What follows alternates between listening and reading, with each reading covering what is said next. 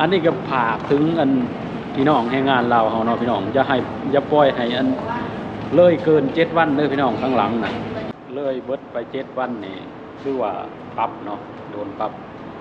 แต่มารายงานก่อนได้15มื้อรายงานตัว90วันมื้อนี้เด้เลยมา7มื้อ บ่ฮู้ว่าสิเป็นแนวใดเนาะพี่น้องว่ามันสิถูกปรับบ่ปกติน่ะถ้าเลยมา7มื้อแม่นมันสิถูกปรับคนละ 2,000 เนาะมื้อนี้โอ้ย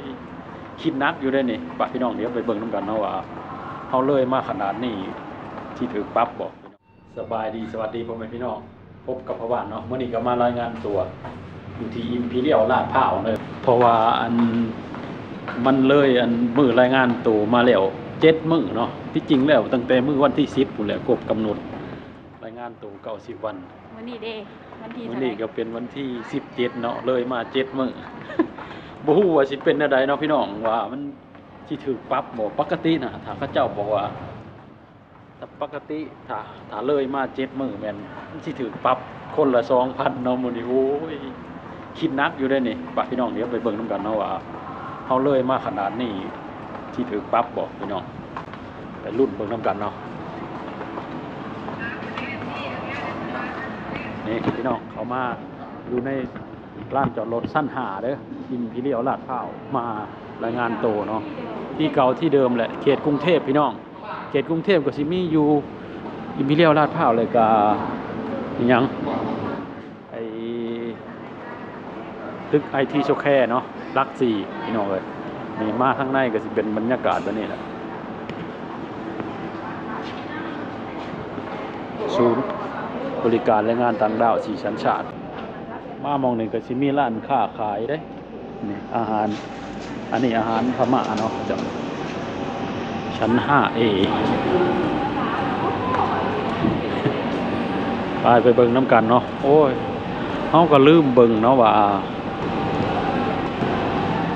เพราะว่าก็สิบ่ได้เบิ่งเพราะว่ามันก็เป็นวีซ่า2 ปีสุดท้ายเนาะเฮาว่าสิต่อวีซ่า2 ปีสุดท้าย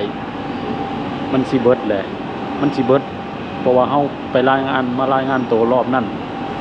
เป็นรายงานตัวแบบรอบสุดท้ายเนาะข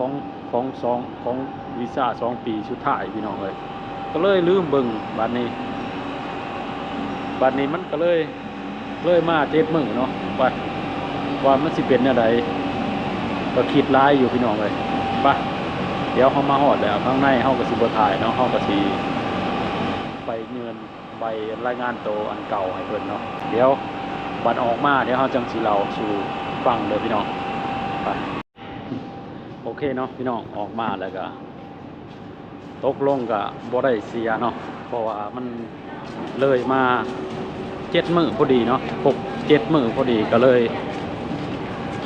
บ่ได้เสียเนาะก็คือรายงานตัวปกติพี่น้องเอ้ยนี่เนาะบัดนี้โอ้ยที่แรกคิดว่าเนาะนี่นะ ในบ้านบางทีแรกคิดว่าเสียค่าปรับนี่ไปกดเงินมาได้เกี่ยมรอไว้ อันนี้ก็ฝากถึงพี่น้องแรงงานลาวเฮาเนาะพี่น้องอย่าปล่อยให้เลยเกิน7วันเด้อพี่น้องข้างหลังน่ะอย่าปล่อยให้เลยเบิดไป7วันนี่คือว่าปรับเนาะโดนปรับแต่มารายงานก่อนได้15มื้อ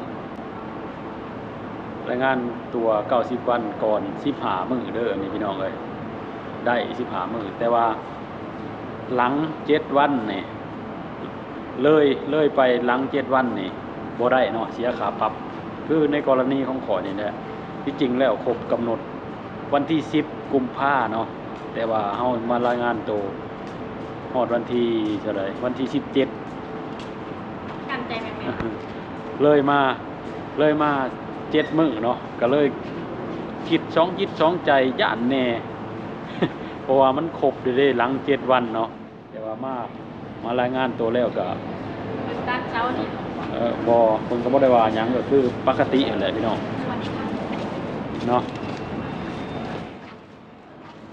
ก็ปกติพี่น้องบ่ได้เสียหยังเนาะแต่ว่าแนะนำทุกคนที่ว่า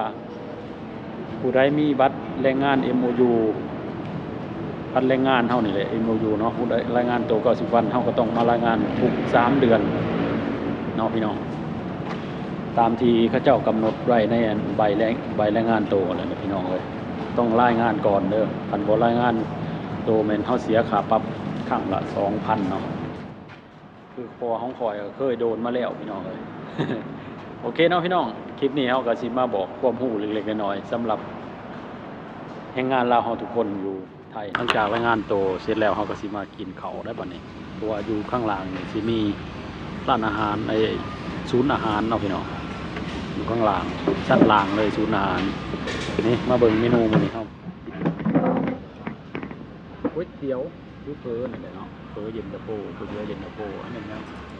เราเลื่อนหมูจ้ะ เราเลือดหมูเราต้มเลือดหมูของในบ้านเพิ่นอันนี้ของข่อยกินหลายเนี่ยเนาะอันนี้ข้าวไข่ข้น โมเมนกินร้ายเนี่ย กินหลายหรือเปล่าผู้ว่าพี่น้องอยู่ในศูนย์อาหารนี่เขาเจ้าใช้กระดาษซื้อได้นี่นะเนาะพอไปเอากระดาษนี่ซื้อเอามันในกว่าอาหารนี่ อยู่บ้านเจ้าเห็นได้บ่สิเอากระดาษซื้อนั่น บ้านเฮาบ่มีได้แบบนี้เอากระดาษซื้ออยู่ไทยนี่เอากระดาษซื้อนี่เนาะเห็นบ่ เราเล่าแปลกใจ